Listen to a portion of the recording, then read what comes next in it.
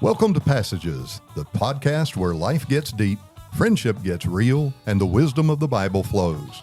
Usually right after a debate about tacos and Bigfoot. Join Patrick Birch, Drew Kaiser, Jason Pulliam, and Tim Layton as they explore Scripture, share great quotes, and occasionally get sidetracked by snacks and bad preachers.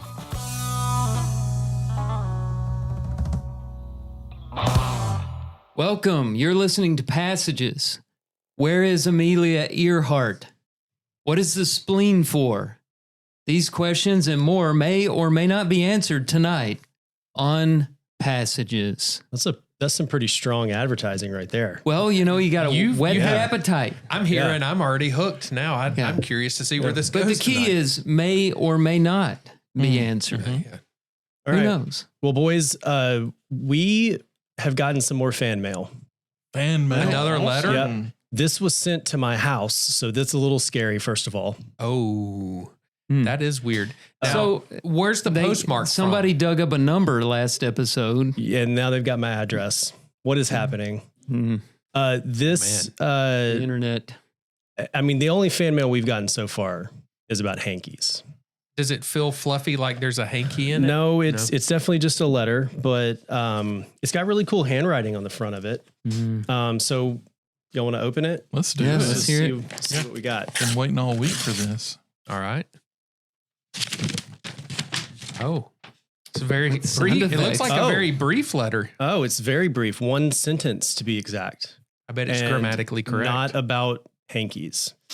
Well, that was boring. Next segment. Well, actually, Jason, wait Oh, until I sorry, read it sorry. because this is actually quite exciting. Okay. Here's the letter. 2 passages. The enclosed check for What? is from Riddle Creek Publishing for sponsorship of Passages in memory of the founder, Mary Jane Kaiser. All right. Oh, God that's bless awesome. Andy Kaiser. That's I know really those awesome. That's people. fantastic. You do know those people. That's good people. Yeah. This doesn't get us any closer to who A Kaiser is, No, necessarily. there's a full name on this. and it's typed, so we can't compare handwriting. But yeah, that's really cool, Drew. Well, and it And- comes at and a good Andy. time because our plans are to go add video on episode 100. And that comes with some expenses. So It it's does. good to have a new sponsor. This was very unexpected. Also, I got this at Yeah, home that's so cool. and was a little concerned. Like you'd been called to the there principal's office. like there was anthrax in the thing over some hankies. or there is something. a dirty hanky in there for you. But that's really cool, Andy and Drew. Thank you, Riddle Creek Publishing. Yeah. Well, and Andy. I guess we need to do an ad for Riddle Creek Publishing. So We need to do a lot of ads. yes, We need to do ads. yes, we do. Well, I haven't put together an official ad yet. I mean, this is new information to me that we have this sponsor. Even though I'm a partner in Riddle Creek Publishing, I don't handle the advertising. Your dad so. likes the surprise. He doesn't likes the element of surprise, Yeah. which makes it fun. But Riddle Creek Publishing is a publishing company producing Christian materials. We have books for adult Bible classes or personal study. We have a line of fiction. My 2 books of fiction are published by them, and several titles. So go to riddlecreekpublishing.com, check out what we have to offer, and let us know what you think. Obviously, this is on the fly. Did not do any homework on putting together an ad, but No, but we can do an official ad. yeah, we'll get something together. And we're kind of new at this sponsorship thing. Also, it's kind of cool to get fan mail. It is. That is a cool Is- thing. Yeah. And we might get more if we actually had an address to give people, but Yeah. Well, they can always mail it to the church instead of my house. well, and we would read a message sent on Instagram. Yeah. Yeah. Do we have a new Instagram handle, by the way? We do. I changed it and I can go into why, but it's the Passages Podcast. We also have a website, thepassagespodcast.com. That is so cool. Is there something on that domain? There or is. Do we You just can- have the domain? No, you can listen to the to the podcast there. Okay. Just it's real plain right now. It's just a plain landing page with a play button. But there are some other podcasts with the name Passages in their names, with the word passage, the word passages in their names. And so getting like, passages.com, things like that won't work. And I thought maybe if our social handles matched, it'd be easier to talk about. So we may have to get John back in here and right. So that's a better name. The than Passages Podcast. The passage, no underscore or anything. Yeah. I really like that. Before we get too far away from Riddle Creek, in the local area of Leeds, we're doing a book signing at the Borough Bookstore in Leeds, September the 22nd at 2 p.m. November. Why did I say September? Where did September come from? I have no idea. In 2026, it'll be a while. This is why we don't do one person doing the podcast, because we need 4 brains to get dates right. November 22nd at 2 p.m., the Borough Bookstore in Leeds. Book signing to celebrate the release of my new novel, Out of the Thicket. Would like anybody to come. We'll have other titles from Riddle Creek Publishing available. And of course, the novel will be there, and I'll be signing books. Probably do a reading, probably talk a little bit about the book, but mainly just enjoy each other's company. And the bookstore is a really nice place, and we appreciate them letting us have this event there. And in support of your book, because I've read it, I just want to throw out just a brief summary of it. This is coming off of the book overview on Amazon. Oh. A mysterious plague called the seizing has cursed Yana. Is it Yana or Yana? I would say Yana, the way I would say. Yana for over a decade. On the same night each year, every 12-year-old boy vanishes with no explanation. A self-appointed grief counselor named Hannah leads the village through a strange ritual in which parents clutch their children until they disappear in their arms. And I will leave it there. You need to pick it up and read the rest. There's some great characters in this book, and it is an excellent read. Thank you. Also, good stocking stuffer. I think it'll just fit in most stockings. And if it doesn't, wrap it up and put it under the tree. There you go. It's getting that time of the year where you got to think about these things. I would like to see the borough bustling with people. I would too. In September when the book signing is. We definitely need to fill this thing up. Yeah. I mean, what's the dates one more time, Drew? November 22nd at 2 p.m. All right, that's enough of that. Tim, I'm glad you caught that, because as soon as he said it, I'm over here trying to process. Did he just say September? Did I hear him wrong? I'm just now realizing we're in a podcast. So I was totally lost. Also, if anyone else wants to send us sponsorship money, you can send it to my house. That's okay. I said earlier, send it to the church, but you can send it to my house. I'm okay with that. If you can figure out his address. Which clearly is not super private. Yeah, apparently not. I'm surprised. I was actually very surprised by that. Well, boys, I have a little food news.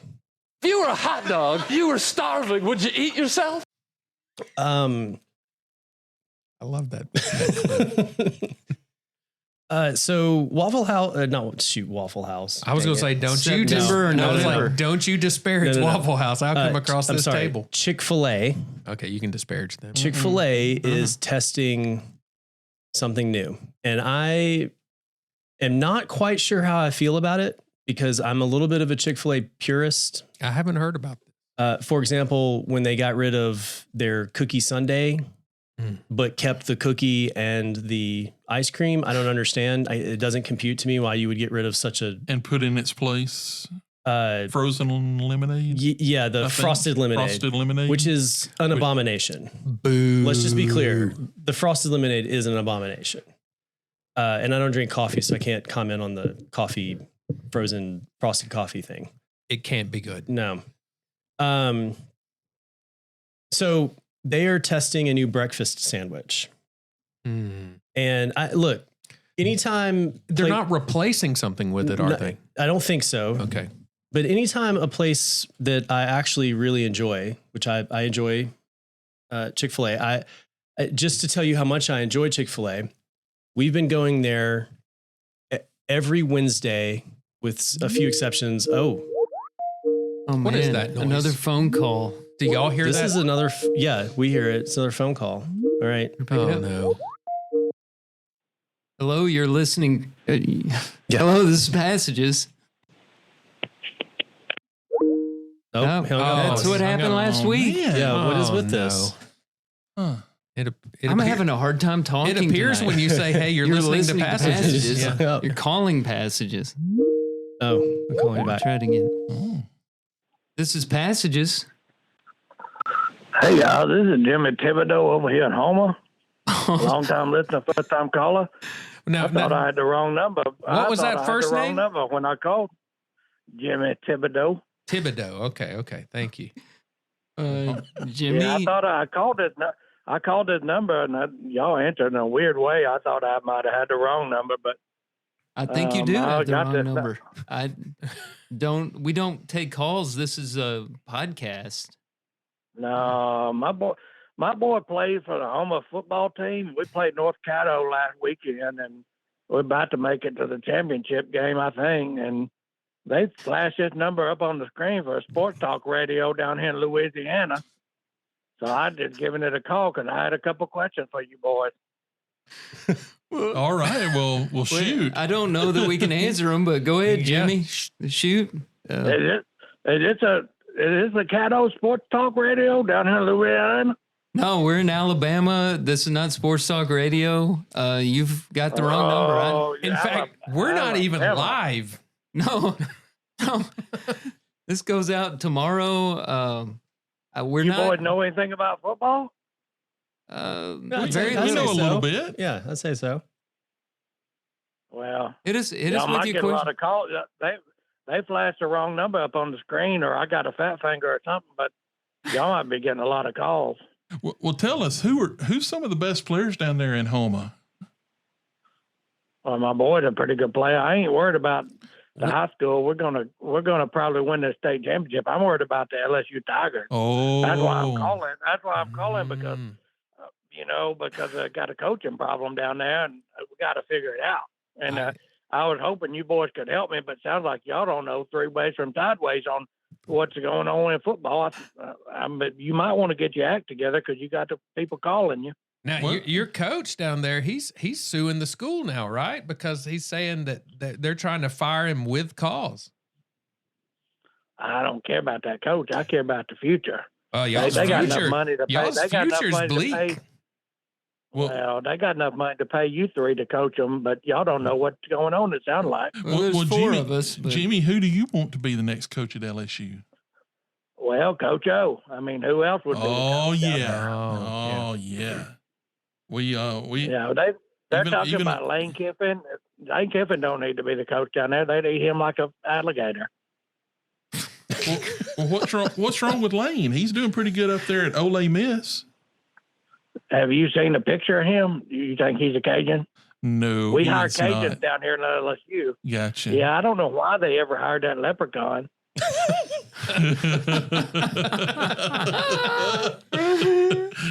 Yeah, that fella from Notre Dame didn't turn out too well, did he?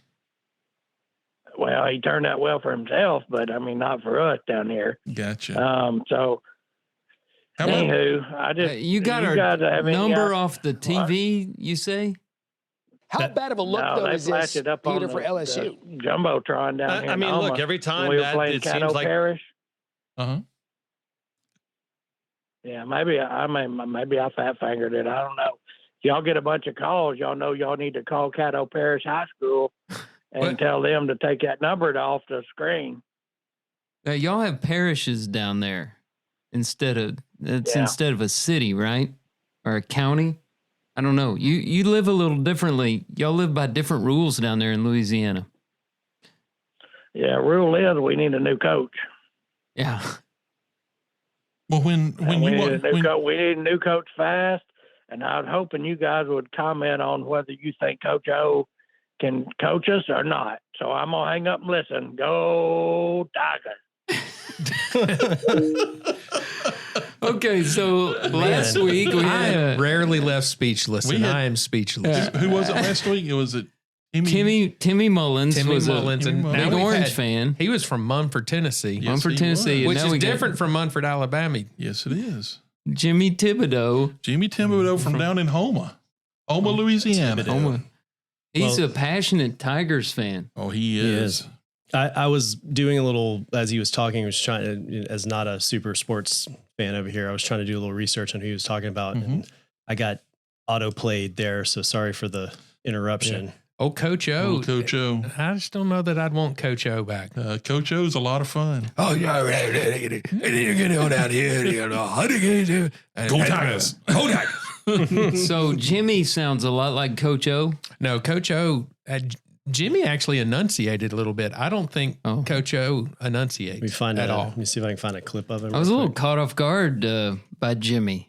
He sounded like he needed Didn't know we were reaching Louisiana. He needs one of Tim's Ricolas. He's a little scratchy there. It was scratchy voice. Tim's Throat tonight brought to you by Ricola.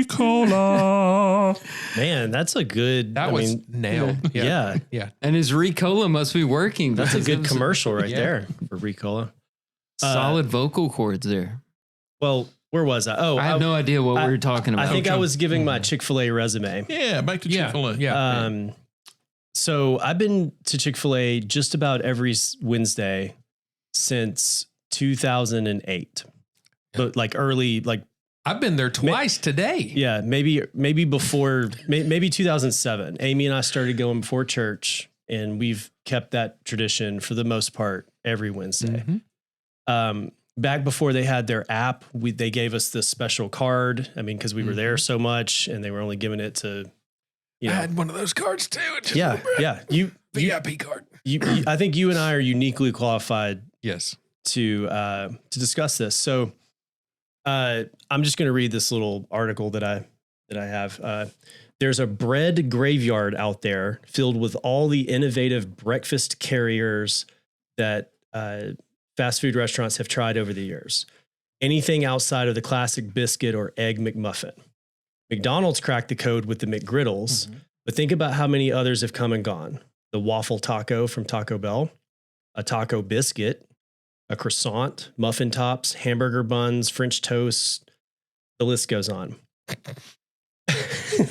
So for such a why are you looking at me, Tim? I don't have a muffin top, Tim. Stop looking at me like that. No. I saw you out of my peripheral vision. He said muffin top, and your eyes went to me. Tim, that hurts my heart. All right, please proceed, Patrick. The reason people are monogamous when it comes to breakfast. They're loyal and rarely stray from what they love. Chick-fil-A will be testing the chicken and waffle biscuit starting December 1st in a couple of markets. Not us, unfortunately. It'll be available in original or spicy, and it has bacon on it, and is available with syrup. I have a question. So is the chicken and the waffle in between a biscuit? No biscuit. Well, you can't call it a biscuit. Then. What did I call it? You called it a chicken and waffle biscuit. Oh, did they call it that? No, I'm sorry. They can't call it chicken that. And waffle sandwich? I think I was reading part of the. I was mixing it. They're calling it a breakfast sandwich. Here's a picture of it. I'm a little skeptical. And then you dip it in the syrup like a dipping sauce. I'm a little skeptical. And now I will be somewhat biased here, but a biscuit is my favorite breakfast item with jelly, bacon, egg, and cheese, chicken biscuit every now and then. This worries me a little bit, but I'm willing to try it. But it's a natural progression. It is. I'm surprised they're just now getting around to it because Chick-fil-A, breakfast, chicken and waffle.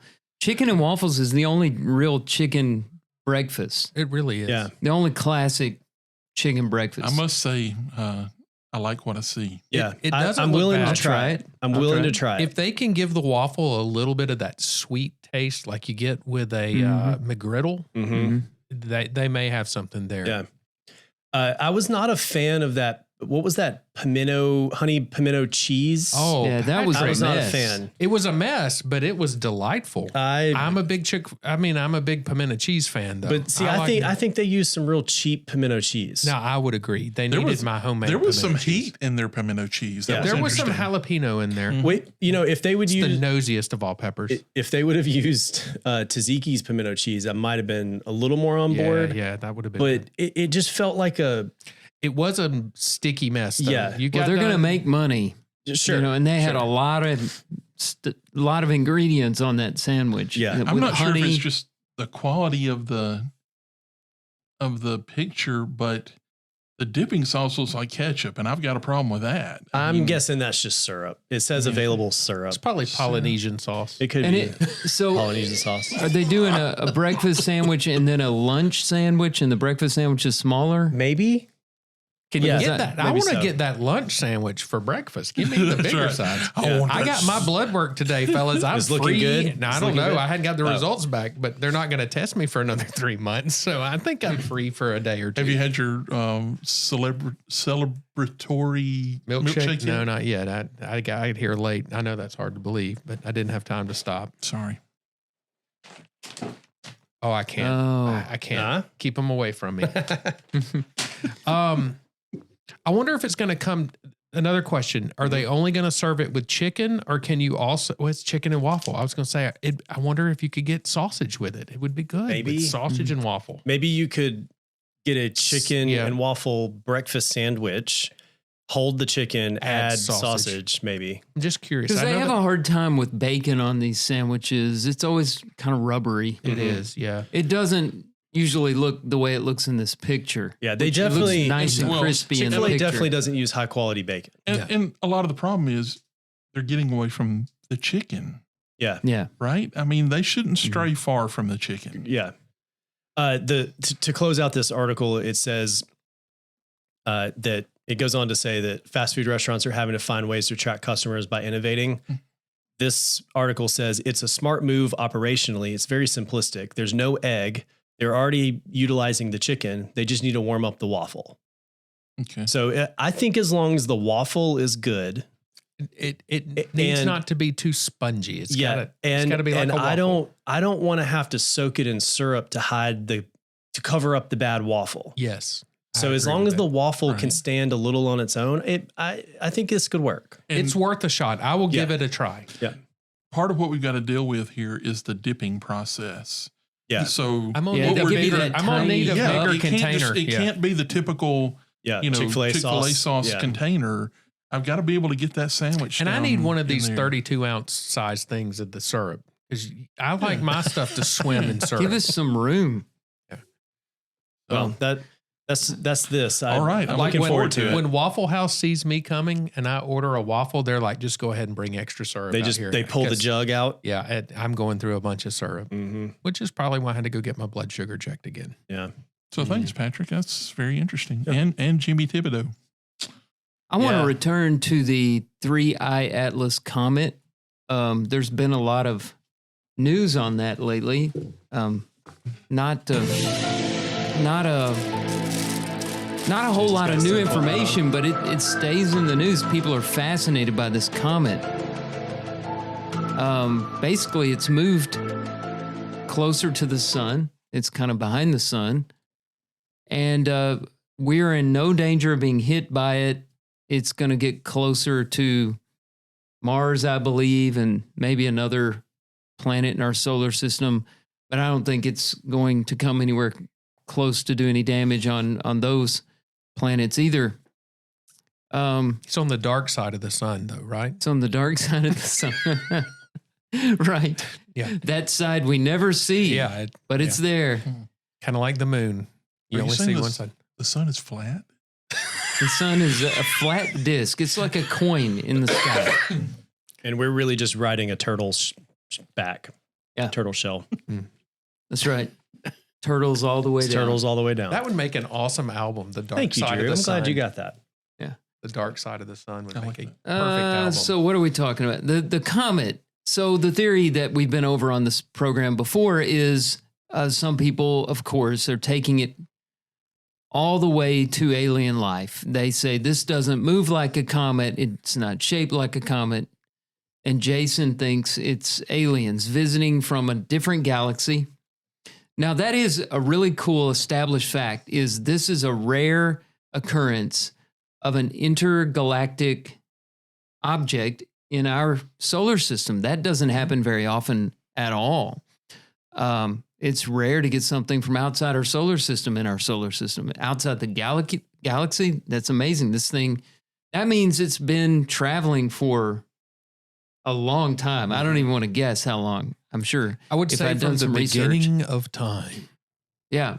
From our point of view, if you're looking at a young Earth, it was already in motion when God created the world. So I do want to get into these things. You know, I think there's the changes that have happened this week that have been observed as pieces of this comet are coming off as it gets close to the heat of the sun. It's basically ice, right? Is that right? Or it's, you know, small ships leaving the mothership. Well, that's what people are saying. They see these pieces coming off, and they'll say one theory is that it's losing rockets like our space shuttles do, which cracks me up. They can do intergalactic space, but they still haven't figured out how to keep from putting space trash off. I'm pretty sure that if they can go intergalactic, they don't have the little shuttles that are dropping off. They're going across galaxies the same way we go to the moon. Their shuttle is going back to their home planet and landing on a platform like Elon's shuttles do, or rockets do. Yeah. And how many rockets do they start out with if they're still shedding rockets in the Milky Way galaxy? It's not a good thing. I'm no astrophysicist, but there's some problems with that theory. I would agree. I just wanted to have a conversation. I don't think we've had this on Passages before. What would the discovery of alien life do to Christian faith?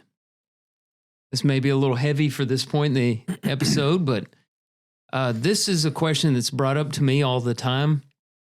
I remember talking to some people who aren't Christians, and it was supposed to be a Bible study where I was leading and guiding the study, and they kind of took it over. And I made the mistake of saying, I'll answer any question you have, because I had a hard time luring them into the study. And I made the mistake of saying, I'll answer any question you have. And they asked me everything in their brain and then started trying to come up with new things. And it was a very long, unproductive study. But one question was alien life. Do you believe in alien life? And I said, no, I don't think there's any indication in science or in the Bible that there are any beings besides what's on Earth. And the man I was talking to, he believed in aliens. And I told him at the time, I said, if we discovered alien life, I think it would destroy my faith. Because when you read the Bible, it clearly puts humanity at the center of God's creation. It doesn't mention any beings. I mean, how does the cross work? How does Jesus's first coming and second coming work? The end time prophecies, how do those work in the context of alien life on other planets? Right. I know that we brought up the Fermi paradox. I remember using that phrase.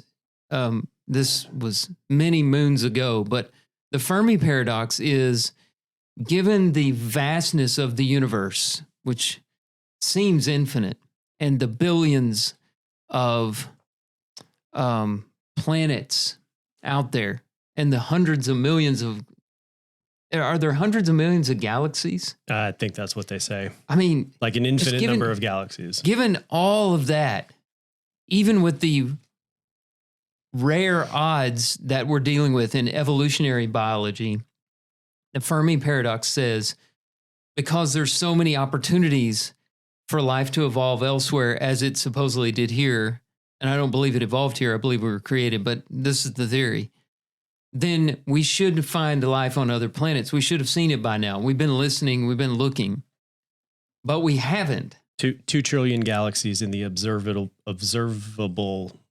can't talk either, universe. which is 2 trillion. which might as well be infinite. So this is why the Fermi paradox is out there. That if you assume evolution, and the Fermi paradox does, if you assume evolution, then there should be life on other planets, but there's not. Why? And, atheistic, materialistic scientists would say it doesn't make any sense, but a Christian can say, well, it makes a lot of sense if God created the world. And it just bolsters my faith as we continue to not find alien life. But I started wondering, what if we do? Does it necessarily destroy faith? Is it a reason to give up on faith? Or is there room to read the Bible in the context of alien life? I just wanted to know if you guys had an opinion on that, what you thought about it. Outside of the faith aspect of it, if there is alien life, I'm going to say, I told you so. This is going to be the first thing out of my mouth. Yeah. And then I'm going to don my already prepared tinfoil cap. Which That'll- I had You're going to earlier. need a lot more than that, buddy. That'll protect you from the probing. Yeah. So, Well, let's move on from that so comment. I joke.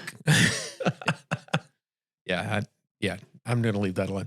I joke a lot on here about my conspiracy theory about aliens. I really don't believe that there are aliens. I know this is shocking to you that know me. I also, I'm clipping this for the next time you bring up a conspiracy theory. well, thank you for that. At the same time, I think it would be a really interesting thing if we found out there was some other extraterrestrial beings. And I don't necessarily think that it would rock my faith, just like there are things on Earth that are discovered as new species, new things that are non-human, I'm not going to say non-thinking, but they don't necessarily have a true spirit. God hasn't breathed the spirit into them, that they are non-intelligent beings that are just types of life forms. Like what if we send a probe to some planet in the future and we find there is some type of bacterial growth there? Right. That does not necessarily damage my faith, but that No, would be that considered extraterrestrial or alien life form. Sure. But it's a simple single cell organism that's got enough power in it to maybe take in some type of a product, release a byproduct like bacteria, fungi, viruses do. So on a level of intelligence, if it's a non-intelligent life form, if it's a non-spirit filled life form, if it is the alien version of a cat, I'm not worried about it. Yeah. Now, I'm with you on that. if there was another planet that was able to be inhabited by humanoid, human-like beings that have the spirit of God breathed into them, that have the opportunity and choice of right and wrong like we have, well, then I start to wonder, that's where I start questioning the faith side of it. But who's to say that at some point they're not going to find a unicellular or very simple cellular being of some sort that is not necessarily an intelligent being, an intelligent life form, but something that is, I don't know, maybe a cast off. I mean, who knows what we have taken into space and have left out there? But I don't think that's going to ever happen in our lifetime. Yeah. Well, I just think it's amazing that Earth is perfect conditions for life. And it's a one of a kind. Well, and it's not an accident. Universe with trillions of galaxies. Yeah. I mean, that supports creation as much as any argument I've ever heard. Yes. I mean, how do you make sense out of that? I would agree with that. And you see these movies, you don't hear, but I guess you can hear an audiobook. You read these books that talk about planet Earth is dying, blah, blah, blah, propaganda for global warming or whatever. But anyway, they're saying we've got to take this ship and get to this other galaxy where there is an inhabitable That's planet. Elon Musk is wanting to I don't know colonize Mars. but that's not an inhabitable. You would have to do a lot of work there. We're talking about a perfect environment like Earth that would sustain life. I don't think it exists. Yeah. Well, I wonder if this would be an analogy back when the world discovered the continent we're on now, and that there was, there were human beings living in a place in the world that the Western civilization didn't know about.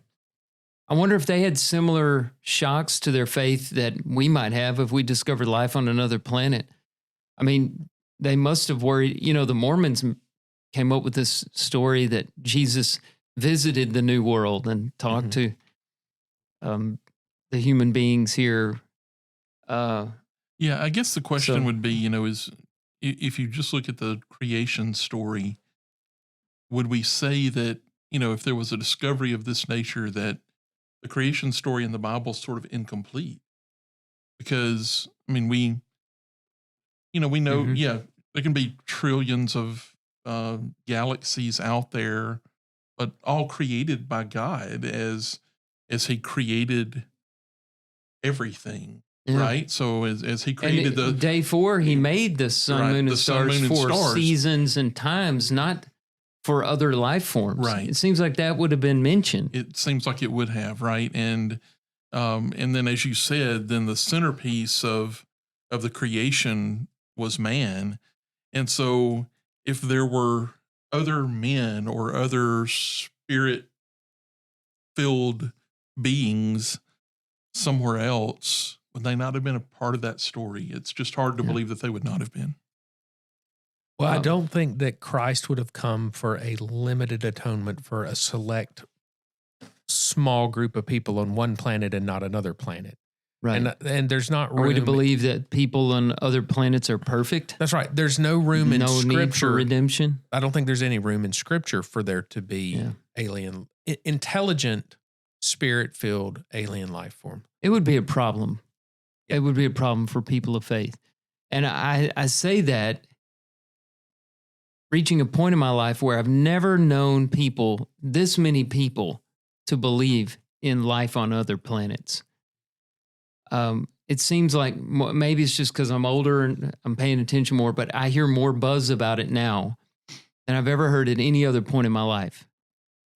People think that we've got alien bodies in Area 51. Yeah. That the government is hiding this. When we were talking about the drones, there were people convinced those drones and the flashing lights that people were seeing, that they don't move the way, they don't move according to the laws of physics.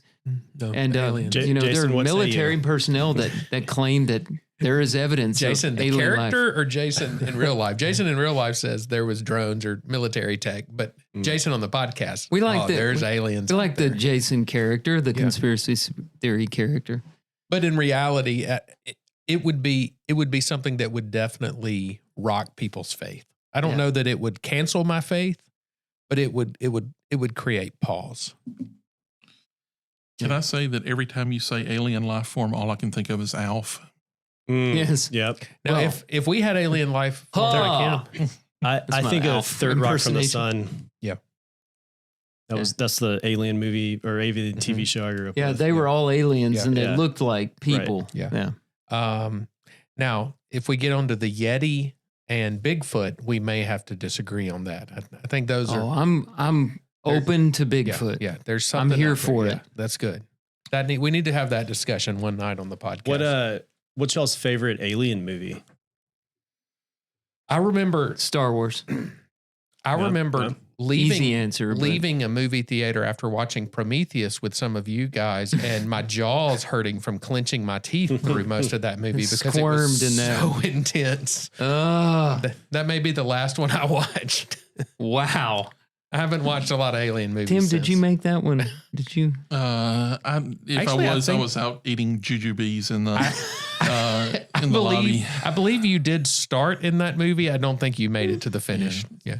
Entirely possible. All right. How about we lighten this up just a little bit? And my story is about a woman knocked unconscious by a duck while riding a roller coaster. October 28th. What happened to the duck? Orlando, Florida. Hey, is this like Fabio? Don't steal Didn't my he story get hit here. by a bird or something? Oh, I don't know. Did he? There's a woman who's demanding $50,000 from SeaWorld after her fun roller coaster filled day took a foul turn. Get it? Foul turn. The woman's lawsuit said she was riding the park's Mako roller coaster back in March when a duck flew into the coaster's path, hitting her in the face. The woman said she was knocked unconscious by the crash. The woman's lawsuit said SeaWorld should have warned her about the dangerous condition of the park before she got on the ride and called the coaster a zone of danger that placed her in harm's way. SeaWorld created a zone of danger for bird strikes due to placing the roller coaster over or near a body of water, which creates a higher risk of bird strikes involving ducks, gulls, geese, and other waterfowl, her attorneys wrote. And so zone of danger. She is suing. She claimed the Mako roller coaster also disoriented birds and increased the risk of collision. SeaWorld, is not commenting. They don't typically comment on pending lawsuits. But Mako has been the subject of some lawsuits about flying objects in the past. This seems to be the first flying duck incident in this case. So it wasn't reported in the park's quarterly report of injuries, illnesses, and ailments that happened to riders, many of them caused by pre-existing conditions. That includes minor incidents like wrist pain. And finally, the duck's condition was not reported. But I'm guessing he didn't fare too well. Did I miss? Was I just not listening? Did you mention any injuries this woman suffered? She was knocked unconscious, it said. So she was unconscious. This article says that she has suffered numerous permanent injuries, including pain and suffering of both a physical and mental nature, and the loss of ability to lead and enjoy a normal life.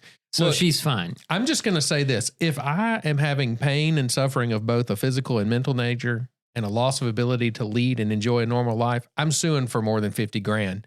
The fact she's suing for 50 grand, they're going to say, how about a 10 grand check? I got one word. Frivolous. Yeah. Yes. And I wonder why attorney's fees are so high. Yeah. Is Alexander Sonara her... Oh, that's a good attorney. Good. She should he should be, but this is in Orlando. So we're here to get justice for our client, John Morgan, the founder of Morgan & Morgan, the firm representing Martin. At least it's not the Alabama Hammer, Mike Slocum, the Alabama Hammer. I do wonder if I killed a deer. You said his name was Mike Morgan, John Morgan. I wonder if that's of. Like if he's one of the Morgan and Morgans. Says he's the founder of Morgan and Morgan. For the people.com. Yeah. Do you think he is actually her sponsor us, send us a check. Do you think he's actually her attorney? No. Or do you think they just have some staff attorney? It's a staff attorney. He's not doing it for 50 grand. He doesn't get out of bed in the morning for 50 grand. Right. That's what I was thinking. So we're here to get justice for our client it's like the stock photo of quotes. If I am the Ducks, I'm countersuing this person for having a ride coming through my flight path. Yeah. And liable for being a dangerous. Sounds like this lady's a quack. Well, the main problem is whenever anybody yells duck anymore, she breaks into a cold sweat. Yeah, it is. Yeah.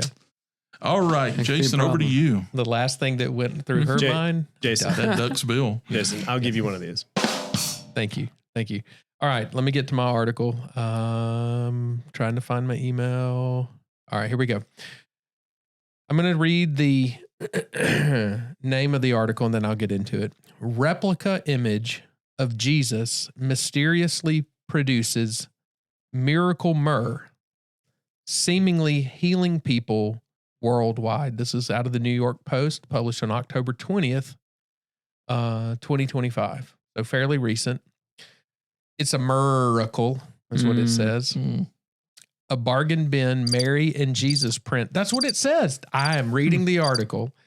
A bargain bin Mary and Jesus print is dripping with the divine drama in Honolulu, and believers swear it's more than just sticky. The $20 image, reportedly rescued from a Toronto bargain bin, is now on display at, get the name of this church, Hawaiian Capital's Holy Theotokos of Ivoron Russian Orthodox Church.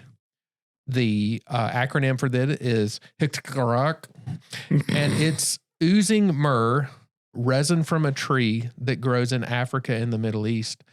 Think of myrrh as a biblical bubble gum, a fragrant tree rosin that the wise men gave baby Jesus and that Christ followers today say supposedly can cure chronic pain, blindness, cancer, and duck strikes. It does say that in the article. Not really. I made that part. The tie-in. Yeah. As a result, it's now drawing crowds and believers from around the globe. And this painting has been oozing myrrh for some time because 15 years ago, this parish's priest, Father Nectarius Yangson, apparently caught a whiff of myrrh so strong it had his cat standing on its hind legs.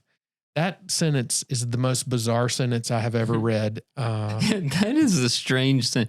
It was so strong it had his cat standing on its hind legs. So number one, if you felt or if you sensed a scent wafting through the air, would you go, that's myrrh? Meow. I have never ever thought. I don't know that I've ever smelled the smell of myrrh, but supposedly it's a resin. It is a resin. What kind of tree sweats myrrh? Some kind of tree. Hang on, the myrrh tree. It was in here. I looked it up. I Googled it. Or could that be a word for all just general sap? Or is it a particular it's kind a particular sap from a tree out of the Middle East and Africa. The Commiphora tree. Yeah, if the I said that Commiphora right. tree. That's what I think you did. COMMIPHO. And it is known for its antiseptic. Commiphora. I thought that was a dirty book. Commiphora. But you may have to mute me. That's so good. So people are saying that the myrrh that's seeping out of this picture is now curing people's injuries. I'm just pushing forward. You guys stop, Tim. Let's take a break now. And you guys got on to me about alien probes. Commiphora. That's so good. So the Commiphora tree produces myrrh. And myrrh heals people. In fact, it's being known that it's being called the miraculous myrrh, like a holy candy in this article. Biblical bubble gum, I believe. Biblical bubble gum. But nobody's allowed to get myrrh off this painting. No, but they have a lot of pictures of. No, you can. People are. I mean, it went on tour for a while. All over the globe. Yeah, it went on tour for a while. They're squeezing it out of what looks like cotton in that picture. Huh? Oh, is that the picture down at the bottom? That's the painting. That's the painting, and it says it's coming out of baby Jesus's knee in the painting. It is described as the inexpensive print. So they said they got it basically out of the bargain bin for $20. Yeah. But it's on a but now a it's Commiphora frame or now I don't know. But it came from the Commiphora tree, and now it's oozing. What came from the tree? The myrrh, Myrrh. But I'm saying the frame or the myrrh that's canvas. Seeping, the myrrh is seeping from the canvas. This is miraculous, Drew. Miraculous. But they like Mona Lisa is painted on wood, right? So this painting is probably painted on wood, and it's sweating. Maybe it's dripping sap. I think it's old wood can do. Like the church. There's a perfectly natural explanation for this. Or somebody could be playing a trick on people. I think that's probably. I think people are being duped. But I'm going to see if I can get online and order us some myrrh, because if it'll ease off some aches and pains. This is a room full of people with aches and pains. Might solve your blood sugar problem. Well, could probably cure Parkinson's. Have you tried it? There's apparently a lot of cures for Parkinson's. I hear about one every day. Heard about one just the other day. You seen that YouTube all I need to do is watch enough YouTube videos and I'll be healed. Yeah, that's right.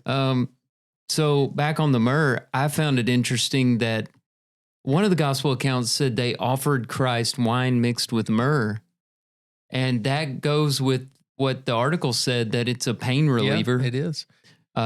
He refused it at the time. The theory is he wanted to keep his senses about him. Yeah.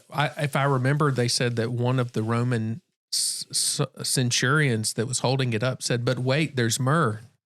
Oh, yeah, though they hit the crickets on that. Mercy. Mercy. We could do this all night and probably will. Oh boy. Yeah. Well, that's interesting. You hear, people's Wheaties look like the Virgin Mary, or there was a burnt piece of toast. toast. Yeah, that looked like Jesus. There's a Cheeto that looked like Jesus as well, I believe.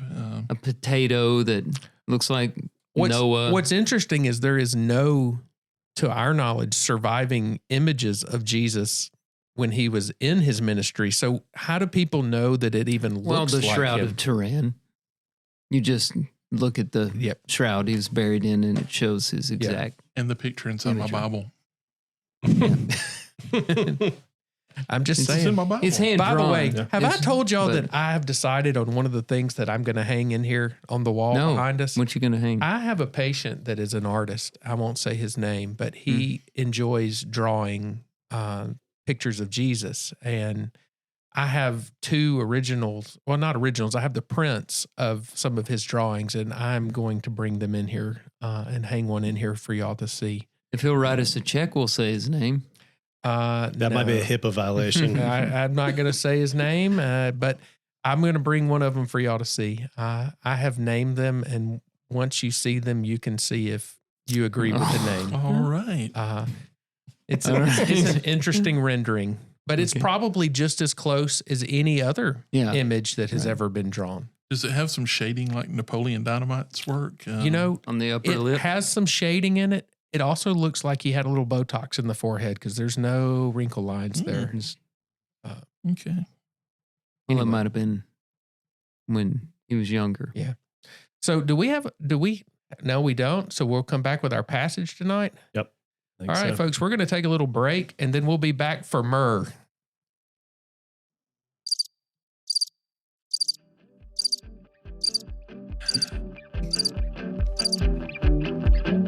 I'm sorry for what I said. Looking for laughter, forgetting the after. Now I'm inside, I can be more. So what's gonna break first?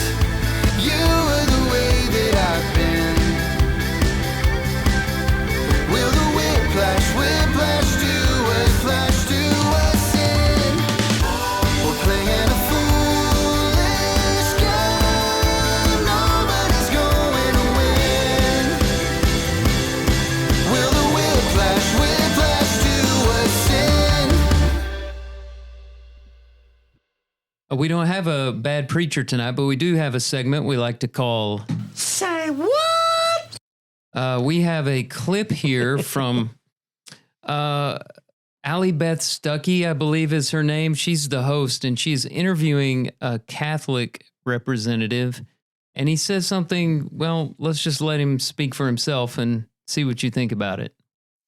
Heresy to say that Mary gave birth to other children? Yes, that would be a heresy. So are all Protestants heretic? Heresy is obstinate post-baptismal rejection of something that's been divinely revealed. It's heresy, but the responsibility one has for it's different. If you are a Catholic and you reject this, and as a Catholic, you're obliged to believe what the church teaches, that's going to be different than a Protestant. However, I would say that the Protestant reformers like Martin Luther or Ulrich Zwingli probably would have said it is heresy to say yeah, they that might have. They absolutely he definitely Martin Luther had a different view of Mary than most Protestants do today. Well, even Thomas Cranmer, John Wesley, and I've seen debate about Calvin, what he believed on this. Calvin certainly rejected the idea that the Bible could be used to prove Mary gave birth to other children. He didn't think those texts were convincing at all.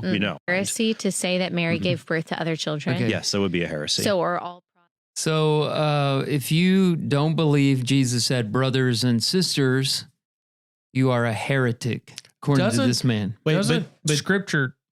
Yeah, I was going to say, he goes on to say that's been divinely revealed. So, Jason, what's been divinely revealed? I mean, doesn't the Bible refer to James, the brother of Jesus, and that he was rejected by his brothers? Yeah.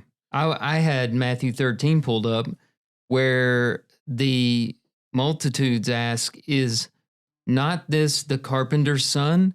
Is not his mother called Mary? And are not his brothers James and Joseph and Simon and Judas? And are not his sisters with us? Where then did this man get all these things? That's Matthew 13, 55 and 56. So how do you read that and say it's heresy to believe that? Well, you start with this idea that Mary was always, quote unquote, pure. She never knew a man. And then you have to go read that into texts. You don't start with the text and come up with this idea. You start with this idea and then you read it backwards into the text. And that gives you the motivation to go and find alternate meanings for the words translated brothers and sisters, which are just Greek words for brothers and sisters, but they say, well, you should interpret that to mean relatives.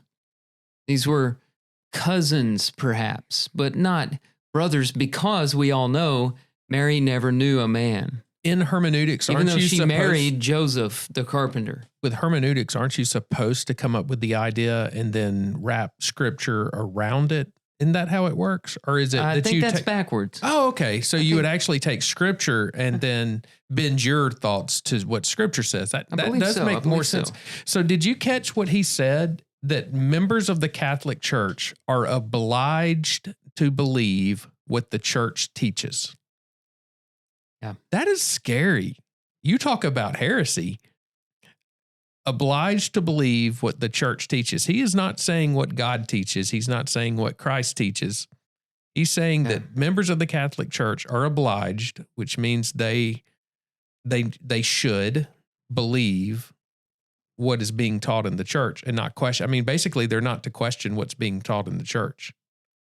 That's kind of scary. Yeah, I found it interesting. I don't think I ever knew that he had a different rule for Catholics and Protestants. It's like he was trying to leave he was trying to be as politically correct as he could and not judge Protestants too harshly, even though he was calling them heretics, basically. And then he started basically saying, well, Martin Luther was a Catholic, and John Wesley and John Calvin even, and these were Protestants who were fighting. I mean, I know Luther started out as a Catholic, so he carried some of that with him as he began the Reformation. But I found it interesting that he said, well, for Catholics, it's heresy. And he didn't say for Protestants, it's not, but he kind of implied that. Yeah. But just to say that the members of a certain church are obliged to believe what the church teaches. Now, yeah. Well, I'm obliged to believe what scripture teaches. Well, they believe that the Bible came from the church, not the other way around. This is a very important point on Catholic teaching, that the church wrote the Bible. So the church is inspired. Oh, no. And the Bible came out of the church, and the Bible is secondary to the church. Really? Because didn't Christ's word and the inspired writings of the biblical authors, didn't that define the church? Yes, the word is always the creating agent. The word How did God create the world? In the beginning was the word, and the word was with God, and the word was God. And what is the primary metaphor for the word of God in the New Testament? A seed. Yeah. The seed is the word of God, Luke 8:11. And then the word produces the fruit. But the Catholic Church wants it the other way around so that they can evolve and change and put the authority on the Pope ex cathedra. I wanted to share another passage. Wow. What does this mean? Matthew 1:24-25. Whether it came from the church or not, it still says, the inspired word of God says, Joseph woke from sleep. He did as the angel of the Lord commanded him. He took his wife, but knew her not until she had given birth to a son, and he called his name Jesus. What does the word until mean? Knew her not until. That he eventually knew her. Yeah. In the biblical sense. In the biblical sense, and they had children. In the Bible. Yeah. Four other boys and at least 2 girls, maybe more, because Matthew 13 had sisters in the plural. But the Catholic Church would say that's heresy for you to say that. Yeah, I just committed heresy. And then, Jason, you referred to John 7, where his brothers did not believe in him. Yeah. The word brothers there, adelphoi in the plural, is a Greek word for brothers. I mean, okay, it can be generalized for example, in Christian brethren. And I suppose there are instances where it refers to relatives in general. But with what we're reading here, it's clearly contextually his brothers and sisters. Well, why would they point it out if it was not referring specifically to siblings? Yeah. Because there was a lot of people that didn't believe what he was saying. And he's the carpenter's son, and Mary's with him. And this is a nuclear family they're talking about here, not this big extended family. Yeah. That's obviously... And if you only arrive at this conclusion if you've got something like a huge theological doctrine you've created that you have to bolster. And that's the only reason you come up with these theories. And what is that? Is that basically the idea that Mary is to be worshipped? Or, I mean... I mean, it's yeah, I would say yes. She needs to be perpetually a virgin, and that way she can be another mediator.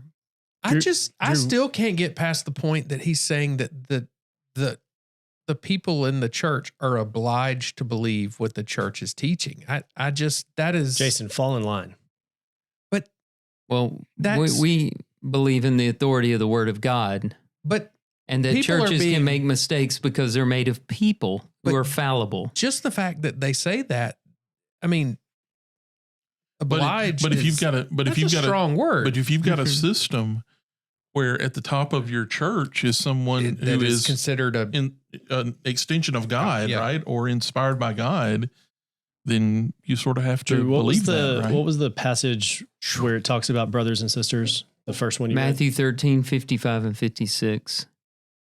I just, getting real here for a minute, the churches of Christ, we get slandered a lot.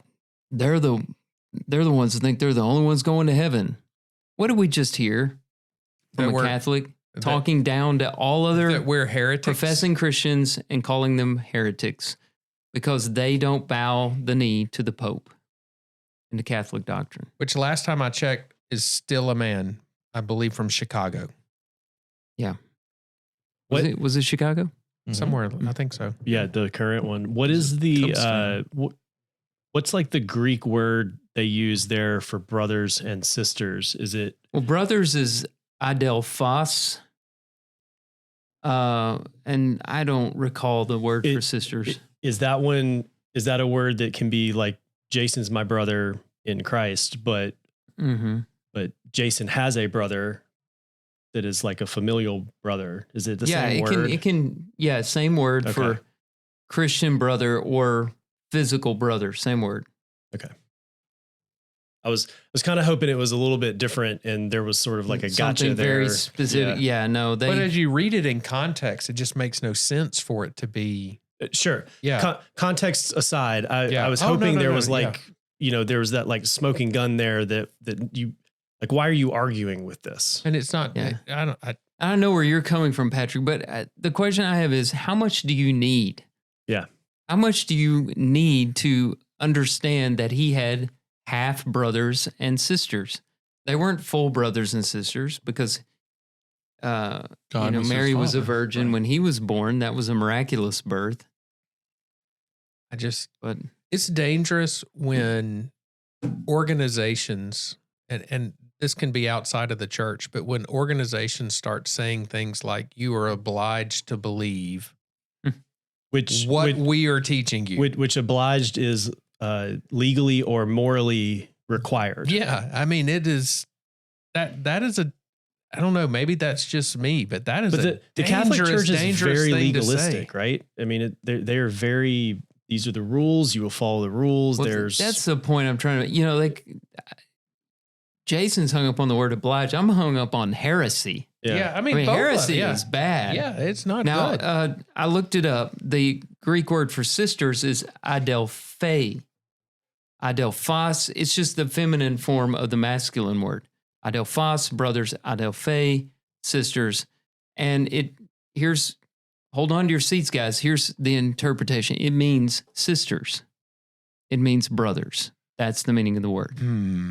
There's a lot of room for interpretation. Now, there. I could call you brother in many different senses. I call people brother who, may not be my Christian brother. And I share brotherhood with them in other ways. Mm-hmm. So it's no different. A lot of people have this idea that Greek is a different language than English, but it's a language. Mm-hmm. And a lot of times people are like, what does that word for brother mean? It means brother. That's why we translated it that. Yep. The translation doesn't say the King James. You look at any of the translations, good English translations, they don't say, are these not his relatives? Are these not his cousins? I'm pretty sure that it says brothers. I'm pretty sure that even the bad translations say it that way. Yeah. Well, and here I am trying to be a good person, and I just found out I'm a heretic. So, I mean, why put forth the effort? Heresy. It's not even like a major point for it. It touches on this version of Mary they have. Mm-hmm. And I've heard it called Mariology. Yeah. In disdain, people outside the Catholic Church accuse them of this worship of Mary. I'm not sure they would agree. I don't know if they worship her or... I really can't let go of obliged. That word just driving me crazy. It's heresy for me. Well, I just wanted to run that by you guys. Hope you enjoyed that. Well, now I'm ill. Thanks, Drew. Well, we can cheer back up with our passage. So when we come back, we'll talk about our passage for the week. It's not that I'm not thinking. Watch ourselves decay. Let's try our best to admit that we are disengaging. It's hard to even be in this. Not easy for me to open up on a dime, but I'm trying to be a little bit more forthcoming, 'cause silence can be alarming. Can't we just avoid the fallout?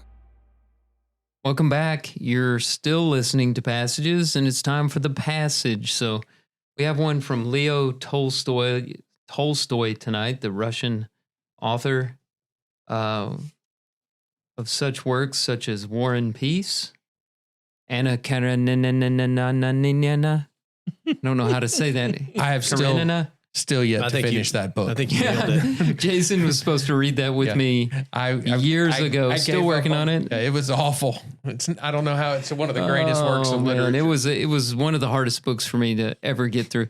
I'm going to stop here to tell this book club story that Jason and I were in a book club with a few other guys that will not be named. Chuck Webster. We took turns picking the book, right? And somebody picked Anna Karenina. A very long, very dry, very boring book. And so we were all reading, I thought, and I got about a third of the way through it, and I was just checking on, I texted everybody in the book club, and I said, "Where's everybody at on the book?" And a third of the way through, by the way, is like 500 pages. Oh, it's awful. Awful. I looked it up. This says it's 1,100 pages. Not the total. So a third through is. Oh, I'm sorry. You said you were third through. I'm sorry. 300 or 400 pages. Okay. Really. I missed I wasn't exaggerating that much. And nobody had even started the book, or maybe they had read like 50 pages. I said, okay, book club's over. I'm trying to pull it up right now done. to see how far along I was in it. It was bad. Well, while you're doing that, I will read tonight's passage. I'm having trouble pulling it. Okay, here it is. All really great things are happening in slow and inconspicuous ways. All really great things are happening in slow and inconspicuous ways. We'll start here with Tolstoy. I mean, this must have been his philosophy in writing books. I think so, right. I was talking to a guy, or I heard a friend of mine was talking to a guy who owned a bookstore, and he was talking about these Russian novelists like Tolstoy and Dostoevsky who write these huge novels. First of all, they serialized them, which is one of the reasons they were so long, because they were being published in a magazine on a monthly basis, and they wanted them to last a long time. But also, this bookstore owner was telling my friend, these guys were holed up in the house for more than half the year in these harsh winters. And they were writing for people in the same situation. So they had lots of time.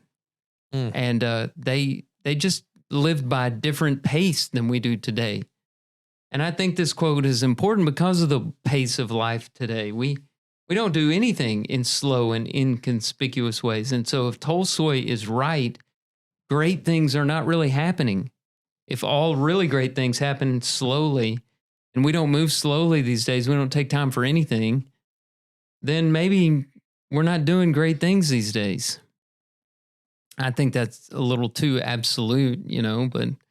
So what's the great things that are occurring that are slow and in inconspicuous ways? I think anything that we do, any great accomplishment, isn't done overnight. I mean, I would agree with that. Building a house, raising a child, writing a book. I think when you think learning about, something, the someone who invents something or discovers something, very seldom does that happen quickly, right? It comes through, a process. It comes through a lot of failures and learning along the way. It's a slow process. And it's very rarely do they talk about the process. If there's a discovery or an invention, it's, oh, look at this great thing. And that's hyper focused on. Right. And never mind the 37 years it took to discover the cure for whatever. Right. Just seems like it came out of nowhere. Right. Yeah. Right. Thomas Edison's a great example. I don't have the number in front of me, but there were like 1,000 failed light bulbs before the one that worked. Yeah, his quote was, "I didn't find a way to invent a light bulb. I found 1,000 ways not to invent a light bulb." Yes, I believe is what he was quoted as saying.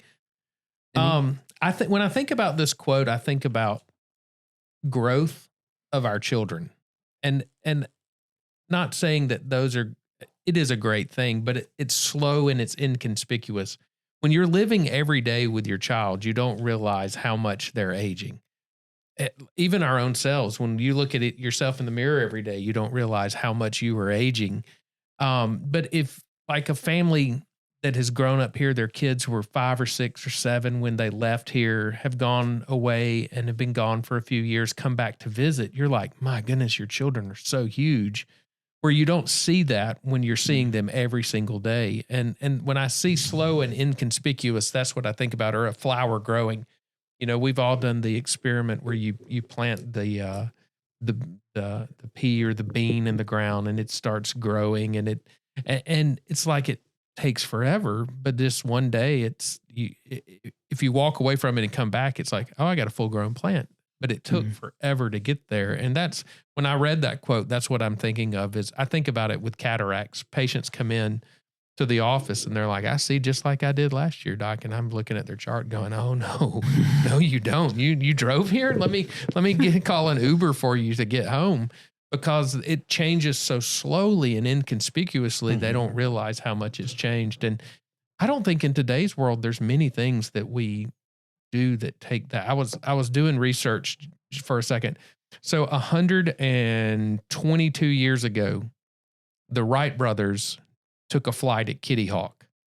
So in 122 years, we've gone from them pushing an airplane off a cliff and it going not very far to we're talking about AI and quantum computing. I mean, that's a short amount of time, 120 years for the achievements that are happening. And they're happening so fast now that maybe we don't gain a realization of how great they are. I think time gives us a chance to realize sometimes how big and important decisions are that are being made. Yeah. I know. It's crazy to think we went from Kitty Hawk to what we have today in 120 years. Yeah. Things are happening faster as we process information faster, but still a lot of it is not quality. And so I was thinking in terms of Christian practices, the development of character is one thing I thought of. people want to come out of the baptistry and have the character of Christ right there. And they get frustrated when they make mistakes, but it takes time. It's supposed to take time. You're supposed to grow in grace and knowledge of the Lord Jesus Christ. Also, forgiveness is something that I think a lot of people think, well, I can just forgive this person who hurt me and move on next day. And forgiveness is more of a process than that. You have to work at it daily, especially when you've been hurt really bad. There are a lot of things like that in our Christian lives that take time. I want to go back to something Jason said earlier on about when you watch our children, and there are always moments where you think, how did that growth happen? Where did that come from? And it seems like it's just a moment where you realize that something really different is happening. There were two things tonight that happened that struck me that way. One is I watched my son from afar a good bit, I think, just sort of watching him like I'm sure all of us do with our kids. And I was watching him tonight, and Drew went over that way, and Drew shook Jonathan's hand, spoke to him or whatever, and they interacted or whatever. And I'm looking at Jonathan, he's like 4 or 5 inches taller than Drew. And I'm like, when did you get big? All of a sudden, it's like, he's a man. I know he's not grown, but he sort of looks grown. And then the other one was Jackson tonight.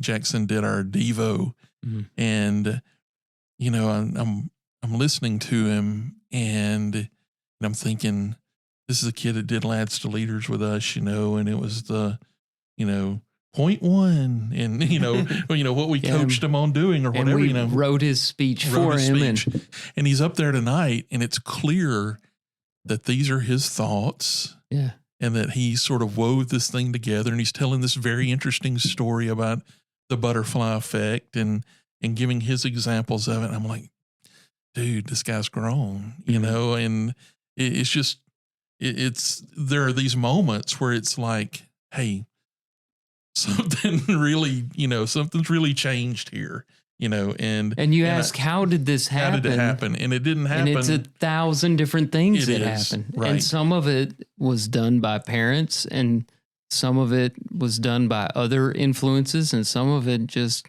happened. And providentially, the Lord brought some things into being. And Jackson even told that story tonight. He was using the story of what did it have to do with like a guy who fed half the world and saved 2 billion lives or whatever, right? Yeah. And he backed it up from there to, well, was it that guy who really did it, or was it the person who showed an interest in him and mentored him, or was it the person who saved that guy's life who was abandoned as a child? And he worked his way back, and it's just very interesting. If you think about small and inconspicuous things in that way, a lot of times there's a old preacher story about like the people who taught Gus Nichols' mom or something like. There's some story that has to do with lady who led her husband to Christ, and this lady, they had a preacher for a son, and he baptized 7,000 people, and somebody he baptized thousands of people. And it backed up behind that to like just someone who invited someone to church, or and